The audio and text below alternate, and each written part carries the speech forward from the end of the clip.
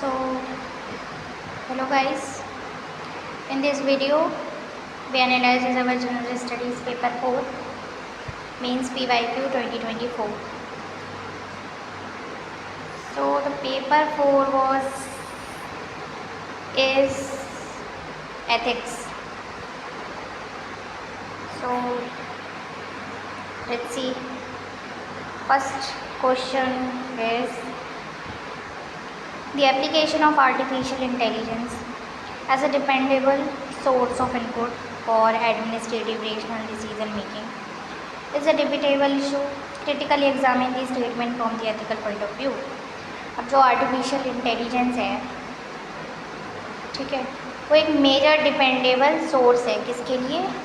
जो हमारी administrative rational decision making करने के लिए, ठीक है।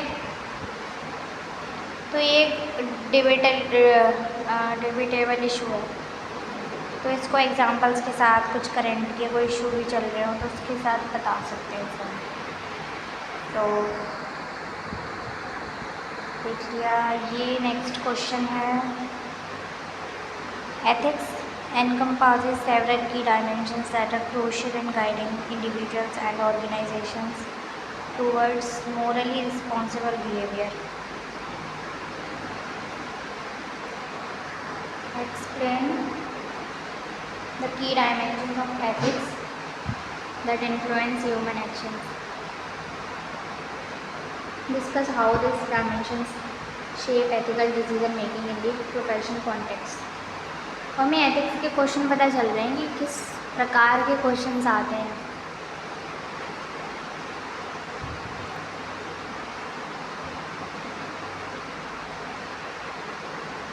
सो ये देखिए, हमने नेक्स्ट क्वेश्चन है,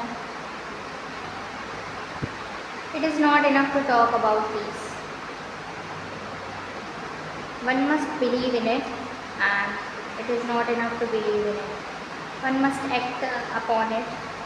In the present context, the major weapon industries of the developed nations are adversely influencing continuation of number of wars for their own self-interest all around the world. What are the ethical considerations of the powerful nations in today's international arena to stop continuation of ongoing conflicts?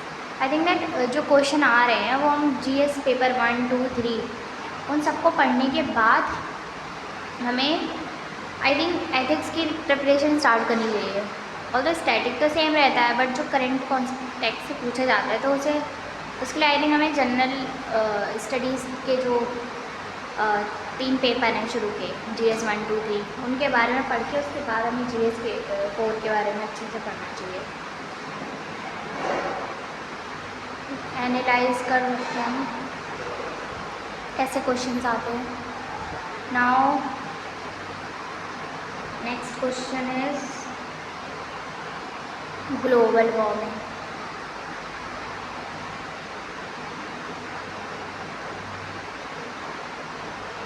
Global warming and climate change are the outcomes of human greed in the name of development, indicating the direction in which extinction of organisms, including human beings, is heading towards loss of life on Earth. How do you put an end to this, protect life and the equilibrium between the society and the environment? अब हम इसको ज़्यादा अच्छे से नहीं कर पाएंगे जो हमने GS पेपर 1 पूरा पढ़ रखा हो। एंड डिज़ास्टर मैनेजर्स लेगा एनवायरनमेंट, तब ज़्यादा अच्छे से टैकल कर पाएंगे हम इस क्वेश्चन को। सो नेक्स्ट क्वेश्चन है quotations based question.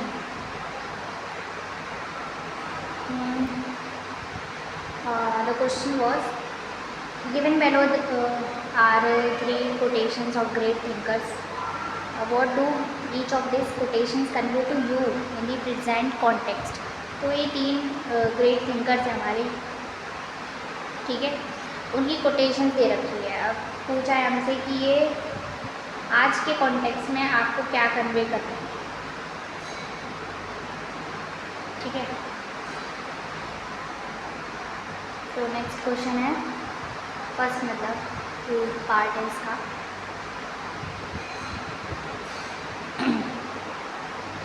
learn everything that is good from others, but bring it in and in your own way, absorb it, do not become others. तो ये हमारे स्वामी विवेकानंद जी ने दिया है कोट।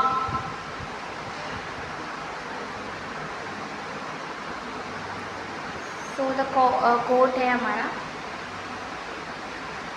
कि दूसरों से सीखो, ठीक है, लर्न गुड, अच्छी चीज़ें सीखो दूसरों से, ठीक है, ब्रिंग इट बट अपने वे में लो उसे, ठीक है, अपने वे में, किसी और की तरह बनो। तो ये है कोटेशन पढ़ लिया हमने, अब इसको हम अच्छे से एग्जाम्पल से लिखिए, नॉलेज हमने एथिक्स के बारे में पढ़ाओ थोड़ा बहुत, तब अच्छा आंसर लिख सकते हैं इससे। सो द नेक्स्ट है हमारा पार्ट बी है, faith is of no avail in the absence of strength. Faith and strength both are essential to accomplish any great work. ये हमारी सरदार पटेल जी ने दी थी। तो क्या है,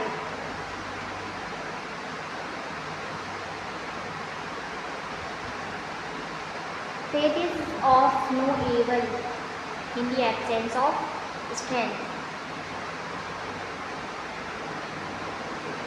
विश्वास से शक्ति का ऐसे कोई अभाव नहीं है, but faith and strength both are essential to accomplish any great work. But हमें अच्छे काम के लिए, अच्छे काम को करने के लिए हमें फेथ की भी ज़रूरत है और स्ट्रेंथ की भी ज़रूरत है। इसको हमें एलोबरेट करके अच्छे से आंसर लिखना है, एग्जाम्पल देंगे। अब दिस क्वेश्चन पार्ट 6 है हमारा, in law a man is guilty when he violates the rights of others. In ethics, he is guilty if he only thinks of doing so. Immanuel Kant ने दिए ये। So this is the beauty of ethics. Ethics का paper ये है ही अपनी खुद की personality है, मतलब हम इसमें पढ़ के ज़्यादा although टॉपर सेज दैट कि नहीं, हमें खुद का अपना पॉइंट ऑफ व्यू रखना पड़ता है। अब इस क्वेश्चन में ये पूछा है, in a law a man is guilty when he violates the rights of other. Law ने तो कहा ही है कि अगर व्यक्ति, ठीक है, किसी के राइट्स को, मतलब राइट्स दे रखे हैं ना हमारे पॉलिटी की, कॉन्स्टिट्यूशन में दे रखे हैं, कॉन्स्टिट्यूशन राइट्स दे रखे हैं, अगर कोई उसका उल्लंघन करेगा, ठीक है, वायलेट करेगा, तो वो अपराधी है, ठीक है। But in ethics he is guilty if he only thinks of doing so. और इन एथिक्स वे में वो कैसे गिल्टी होगा, ठीक है, वो ऐसी चीज़ें करने से पहले ही अपने आप को क्या माने कि नहीं ये अपराध है, मैं ऐसा नहीं कर सकता, तो ये आपके व्यक्तित्व को दिखा रहा है। तो हम इसमें अच्छा सा क्वेश्चन लिख सकते हैं अपने हिसाब से, हम कैसे हैं इसमें दिखेगा भी। So the next question is,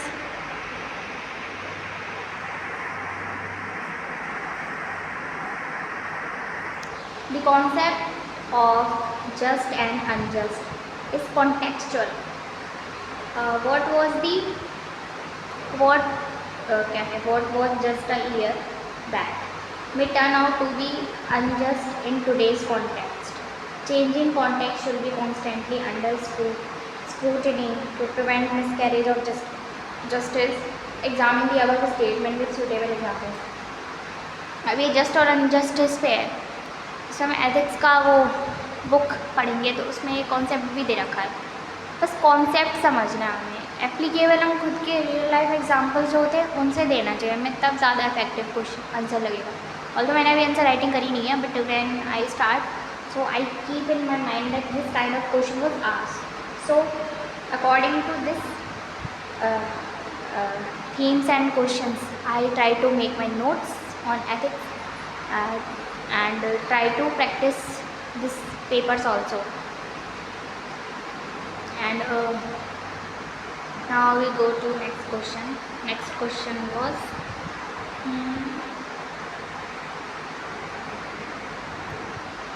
mindless addiction to form ignoring the substance of the matter results in rendering of injustice.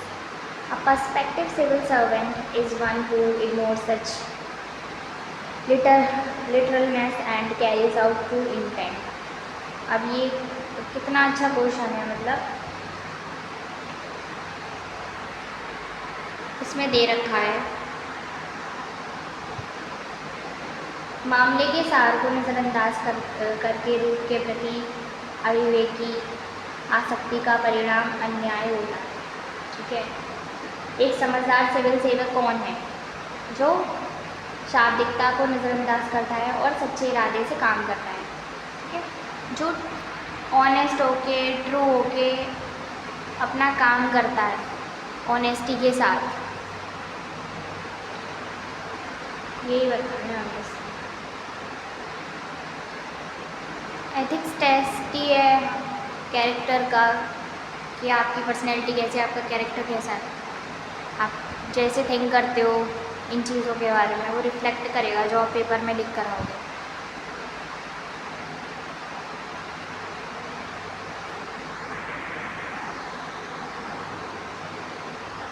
So the next question was, the code of conduct and code of ethics are the sources of guidance in public administration.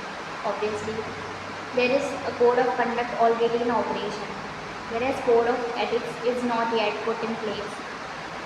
Suggest a suitable model code of a model for code of ethics to maintain integrity, probity and transparency in governance. अब ये governance वाला जो हमारा GS2 का syllabus है, उससे भी GS3 का जो पोर्शन है वो पूरा मैच करता है, तो उसे हम एक साथ भी कर सकते हैं।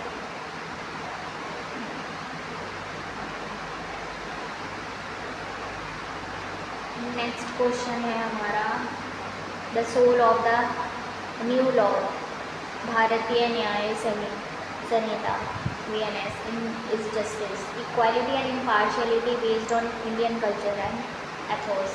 Discuss this is the light of a major shift from a doctrine of punishment to justice in the present judicial system. So all 10 questions are completed. So Vivek analysis was important. We know that how the question was asked in the paper. So in next video we will try to done GS2 paper.